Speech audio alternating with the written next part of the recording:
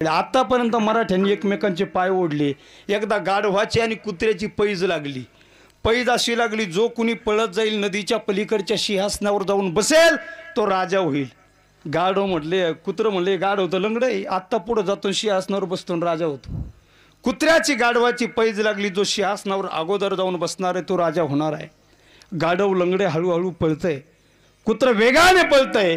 कुत्र गाढवाच्या पुढे निघून गेलं, पण ज्या पुढे गेल्याच्या नंतर कुत्र्याला एक चौक लागला। 2-4 कुत्रे आडवे झाले। कुत्र्याचा त्या चौकात टाइमपास झाला। तेवढ्यात लंगडा असणारं गाढव हळूहळू मागून पुढे निघून गेलं। कुत्र पुन्हा वेगाने निघालं, गाढवाच्या सहज पुढे गेलं। पुन्हा पुढच्या चौकात कुत्र्याला 2-4 कुत्रे आडवे झाले। या कुत्र्याला भुंकू लागले, रगडू लागले। तेव्हा लंगडत चाललेलं गाढव पुन्हा या कुत्र्याच्या पुढे निघून गेलं। 2-3 चौकात कुत्र्यानं गाढवाला क्रॉस केलं।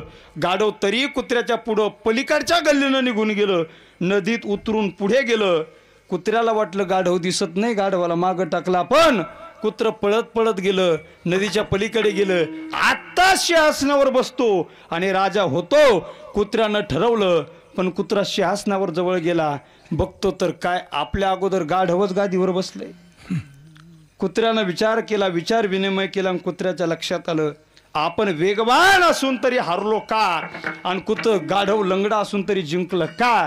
कुत्र्यानं विचार विनिमय मंथन केलं, कुत्र्याचा एक सिद्धांत लक्षात आला, आपल्याच जातीच्या लोकांनी जर आपल्याला चौकात अडवलं नसतं तर आज गाढव गादीवर